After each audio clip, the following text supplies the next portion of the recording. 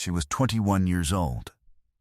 A recent graduate of Stanford, the kind of young woman people described using the word bright without even thinking about it. Bright future, bright smile, bright girl. She had a job. She had a car the color of an orange grove. She had, by every account, left behind an ordinary Tuesday ahead of her. On the afternoon of February 13th, 1973, she left her workplace in Palo Alto, California, and was never seen alive again.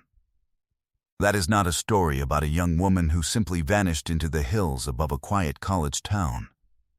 That is a story about a predator who walked free for 45 years while an entire family aged around an empty chair at the table. While an entire county grew and changed and forgot, mostly that the case had never actually closed. And it would take a genealogy database built for people chasing their ancestry, a stranger's DNA sample, and one criminalist willing to look at 45-year-old evidence one more time to finally put a name to the man responsible. But before we get to any of that, we have to go back to that Tuesday afternoon in February of 1973. Because to understand what was taken, you first have to understand who Leslie Perloff was. It was February of 1973, the kind of California winter that barely earns the name. Mornings cool enough for a jacket, afternoons warm enough to shed it, the hills above Palo Alto still holding on to the green of the season's rain before the summer sun would bake them gold again.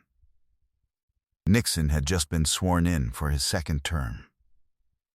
Gas was still cheap enough that nobody thought about it. Vietnam was still on every television set in the country. A war that had shaped an entire generation of 20-somethings who were only just beginning to imagine what peacetime adulthood might look like. Palo Alto itself sat in the middle of all of it, feeling almost untouched.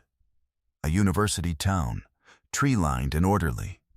The kind of place where people still left their doors unlocked because nobody had given them a real reason not to.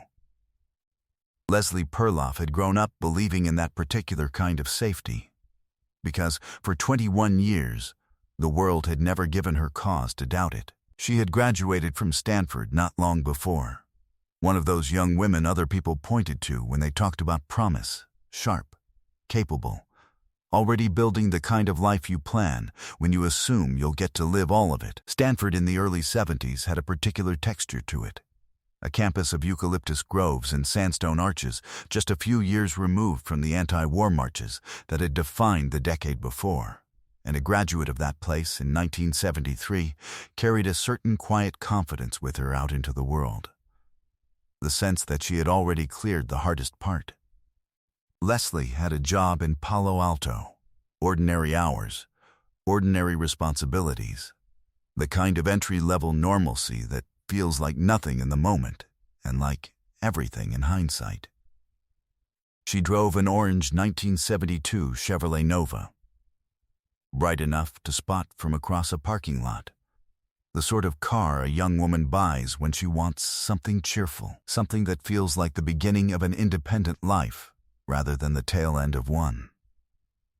She had friends who expected to see her that evening, plans that assumed a tomorrow the way all plans do when you're 21 and nothing has ever taught you otherwise. She had, as far as anyone could tell, no enemies, no danger circling anywhere near her. Just a Tuesday afternoon, a job to leave, and a life that was supposed to keep going exactly the way it had been going. People who knew her that year would later describe a young woman who paid attention to small things. The kind of person who noticed when a coworker seemed off and asked about it, who kept a tidy desk, who called her parents on a schedule reliable enough that they never had to wonder. It is the kind of detail that sounds unremarkable until it becomes the detail a family clings to, the small proof of a person that outlives the person herself. Leslie was, by every account left behind, exactly the kind of daughter a community assumes will be fine. Smart enough, careful enough, surrounded by enough ordinary safety that harm felt like something that happened to other families, in other towns, on the news. and never hear. That was the last ordinary day her family would ever get to have with her, and none of them knew it yet. At approximately 3 o'clock in the afternoon on February 13th, 1973, Leslie Marie Parlov was seen for the final time at her place of employment in Palo Alto. She said whatever people say at the end of an unremarkable workday, the kind of goodbye you don't remember giving, because you have no reason to think it matters. And then, she was gone, not dramatically. Nothing about the disappearance announced itself as tragedy right away. She simply didn't come home that evening, and for a few hours that absence looked like something explainable. The kind of thing that resolves itself with a phone call or a knock on the door the next morning. It did not resolve. That same day, her orange Nova was discovered abandoned at the gate of an old quarry, near the intersection of Old Page Mill Road and Page Mill Road, a location with no obvious reason for Leslie to be there, miles from her ordinary routine. The car sat quiet at the gate, engine cold. No note inside. No sign that anything violent had happened within its 4 doors. It looked, investigators would later say, as if she had simply stepped out of the car and walked into the hills on her own. She had not. 3 days passed, 3 days of a family holding on to the version of events where this ends with an explanation, where Leslie walks back through the front door, and the whole thing becomes a story they tell for the rest of their lives about the time she went missing for a weekend. On February 16, 1973, a sheriff's office reserve mounted unit searching the hills west of where the Nova had been abandoned found her body beneath an oak tree. The medical examiner would determine that Leslie had died of strangulation by ligature, a death that required time and intention and proximity to another human being who chose, deliberately, to take her life. The manner of death was ruled a homicide. In the space of 72 hours, Leslie Parlov had gone from a young woman leaving work on an ordinary Tuesday to a name attached permanently to an open murder file. And the quiet, orderly world her family had always trusted had cracked open in a way it would never fully close again. Investigators with the Santa Clara County Sheriff's Office, moved with the urgency departments always bring to a fresh homicide, when every hour still feels like it might be the hour that breaks the case open. They processed the scene beneath the oak tree. They canvassed the area around the quarry gate, questioned anyone who might have seen the orange Nova parked somewhere along Page Mill Road in the hours before it was found abandoned. They tried to reconstruct Leslie's final movements, who she had spoken to that day, whether anyone had seen a car following hers, whether any stranger had been noticed lingering near her workplace in the days before. Detectives pulled in coworkers, neighbors, anyone who had crossed paths with Leslie in the weeks before her death, working the case the only way a case like this could be worked in 1973, through witnesses, through instinct, through the patient, unglamorous grind of asking the same questions a dozen different ways. They built a timeline. They chased leads that went nowhere and theories that collapsed under their own weight. A name here, a partial description there, none of it ever resolving into an arrest. Somewhere in that first year, investigators believed they were looking for someone connected to the area around the quarry, a theory that consumed weeks of manpower before quietly dead-ending. Meanwhile, Leslie's family ran their own parallel investigation, the kind every grieving family runs whether or not anyone asks them to, calling friends, retracing her last known movements themselves, refusing every casual explanation anyone offered them, because casual explanations are for people who didn't know Leslie. But 1973 was an unforgiving year to be investigating a murder like this one. There was no such thing as DNA testing. There was no national offender database, no way to cross-reference an unknown assailant's biology against a registry of convicted felons. Because the entire science that would eventually crack this case open did not exist yet, not even in theory. Detectives had physical evidence connected to the crime. They simply had no way, in 1973, to make that evidence speak. Weeks became months. Months became years. The case did what unsolved homicide cases do. It moved gradually from the front of the file drawer toward the back, never formally closed. Because a murder is never closed without an answer. But quieter, less urgent, folded into the growing stack of cases that outlived the detectives who first worked them.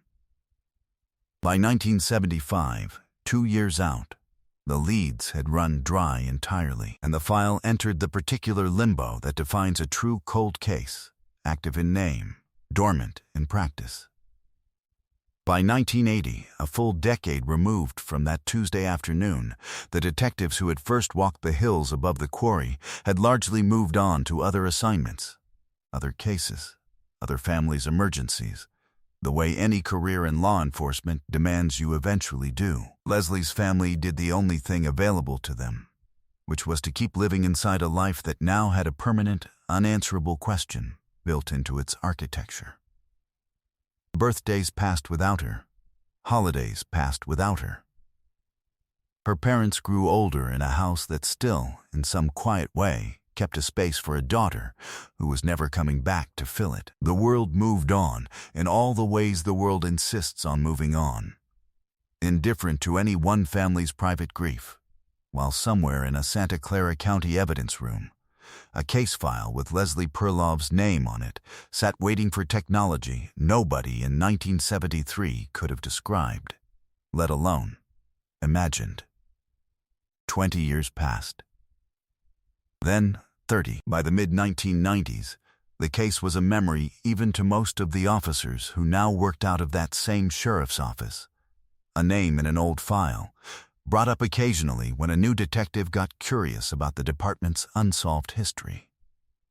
The world outside that evidence room transformed almost past recognition. Computers arrived in every home. Then, the internet. Then a strange new hobby that would have sounded like science fiction to the detectives who first worked Leslie's case. Ordinary people spitting into tubes and mailing them off to find out where their ancestors came from. Building sprawling online family trees for nothing more than curiosity's sake, never imagining those results might someday reach into a homicide file. Leslie Perloff's name resurfaced periodically inside the sheriff's office over the decades, the way certain cold cases do among detectives who specialize in exactly this kind of patience, never forgotten, never resolved. Inherited by investigators who had not even been born in 1973, and who now sat reading through 40 years of notes left behind by detectives long since retired. Somewhere in that long stretch of decades, Leslie's own generation, the friends who had expected to see her that Tuesday evening in 1973, grew into middle age and then into their own retirements, carrying a version of Leslie forever frozen at 21, while they themselves kept aging without her. The physical evidence remained where it had always been. What had changed, finally, after nearly half a century, was what science could do with it. Santa Clara County's cold case investigators picked the file back up and began the process every cold case unit now knows by heart. Resubmitting decades-old evidence for a kind of testing that simply hadn't existed when the case first went cold. A criminalist reviewing items connected to the original investigation located something the detectives of 1973 never had access to: an unknown male DNA profile, preserved on evidentiary material for over 4 decades, waiting patiently for the tools that could finally make it useful. It was, in the scope of the entire case file, a small thing. It would turn out to be the thing that changed everything. In July of 2018, Sheriff's Office investigators sent that unknown DNA profile to Parabon Nanolabs, a Virginia-based DNA technology company that had begun helping law enforcement agencies across the country do something traditional forensic testing alone had never been able to do: identify suspects whose DNA had never once touched a criminal database. because those suspects had never been arrested for anything in their lives. The process worked almost like detective work turned inside out. Parabon built a genetic profile from the decades-old crime scene sample and uploaded it to a public genealogy database, the same kind of service ordinary people use to track down long-lost cousins, and searched for anyone who shared a meaningful amount of DNA with the unknown man connected to Leslie's death. What came back were not hits on the suspect himself. Nobody's DNA said his name outright. What came back were distant relatives, third cousins, fourth cousins, names on a family tree who had no idea their harmless ancestry results were about to intersect with a 45-year-old murder. From there, genealogists did the painstaking work genealogists do, constructing family trees backward from those distant matches, using public genealogy databases, newspaper archives, obituaries, and county records, tracing branch after branch until they found the point where every match converged on a single shared ancestor. Then they worked forward again, following each descendant line down through the decades that followed, cross-referencing age against what investigators knew about the suspect, location against where he might plausibly have lived in 1973, even physical traits the DNA itself could help predict. A sprawling, distant family tree narrowed, generation by generation, into a short list of names. Eventually, that list became one name, a man living quietly in Hayward, California, a name that had never once surfaced anywhere in the original 1973 investigation. A man who had built an entire ordinary life in the decades since Leslie Perloff's murder without anyone around him suspecting a thing. His name was John Arthur Getrio. Investigators moved carefully from there, because a genealogy match is a lead, not a conviction, and detectives understood exactly how much weight this case would eventually need to carry in a courtroom. They obtained a direct DNA sample from Getrio himself and submitted it to the Santa Clara County Crime Laboratory for comparison against the sample connected to Leslie's case from decades earlier. On November 9th, 2018, the lab confirmed what 45 years of silence had never allowed anyone to know for certain. The DNA matched. Not approximately.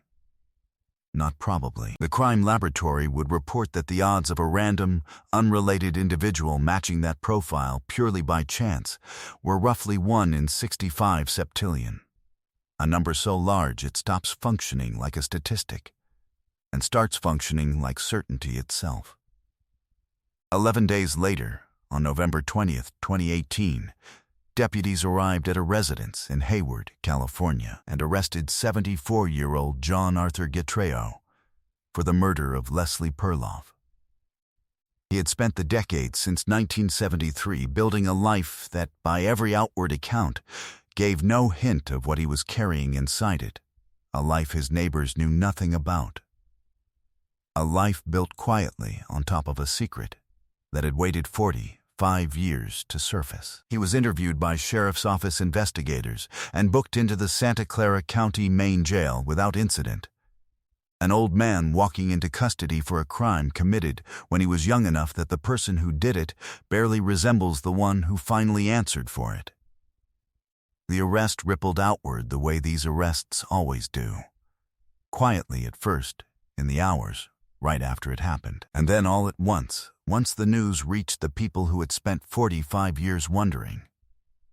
For Leslie's family, who had carried this particular absence for nearly half a century, the news did not undo anything. It could not give them back a single one of the years they had lost with her. But it did something almost as necessary as an undoing. It gave the not knowing an ending. Investigators, for their part, made clear they were not treating the case as closed in the broader sense. The sheriff's office stated it would continue working with law enforcement agencies locally and abroad to determine what else Getrio might be connected to, because cold case units across the country have learned case after case. That a man capable of what happened to Leslie Perloff rarely stops at a single victim. Getreu's arrest became one entry in a rapidly growing list of decades-old homicides, cracked open by the same emerging science, genetic genealogy, born out of ordinary people's curiosity about where they came from, repurposed into one of the most powerful investigative tools law enforcement has ever had access to. For the community that had grown up around Leslie's name, a mystery attached to Palo Alto for longer than most of its residents had been alive, the arrest landed the way these things always land, in a place that has carried an open wound for that long. Not triumph, exactly. Something heavier and quieter and more like relief. A door that had been left open for 45 years finally swinging shut. What stays in the end is not the case number or the DINA statistic or even the arrest itself. What stays is a 21-year-old woman who had just graduated from Stanford, who had a job and a bright orange car and an entire life stretched out in front of her that she never got the chance to live. Leslie Perloff did not get to grow old. She did not get to watch the world change the way her own case eventually did. Computers, the internet, genealogy databases built for hobbyists. All of it eventually reaching back across 45 years to finally say a stranger's name out loud. Her family waited longer than almost any family should ever have to wait. They waited through the length of an entire life that wasn't Leslie's. A childhood, a career, a retirement. Watching the case grow older instead of colder. And somehow never letting go of the belief that somewhere, sealed inside evidence nobody in 1973 knew how to read yet, the truth was sitting patiently, waiting for the world to finally catch up to it. In November of 2018, it did. It is worth sitting for a moment with what that means. That no file is ever truly cold. That time does not erase evidence so much as wait for us to become capable of understanding it. That the same science millions of ordinary people now use out of nothing more than curiosity, to trace a grandmother's maiden name, to find a third cousin they never knew existed, carries inside it the quiet, patient power to reach back across half a century and finally answer a question a family had almost stopped hoping to hear answered. Leslie Perloff's case did not stay solved because someone finally got lucky. It stayed solved because someone kept looking, decade after decade, long after most people would have called it hopeless. Somewhere out there, right now, other families are still living inside their own version of Leslie Perloff's unanswered question, still waiting for a phone call that hasn't come yet. Other case files in other counties, in other states, sit in the same kind of patient limbo Leslie's file sat in for 45 years. Not forgotten exactly, just waiting for the world to catch up to what the evidence has known all along. How many other quarries, other oak trees, other bright, cheerful cars left abandoned at gates nobody thought to search twice are still out there right now, waiting on a piece of science nobody has invented yet. And when that science finally arrives, as it did for Leslie, as it did after 45 years for the family who never stopped waiting for her, will the person responsible even hear it coming? Or will it arrive the way it did for John Arthur Getreu, quietly, without warning, on an ordinary afternoon in a life he had spent 45 years believing was finally, permanently safe? Leslie Perloff did not get to grow old, but in November of 2018, the truth finally did what she never got the chance to do. It caught up.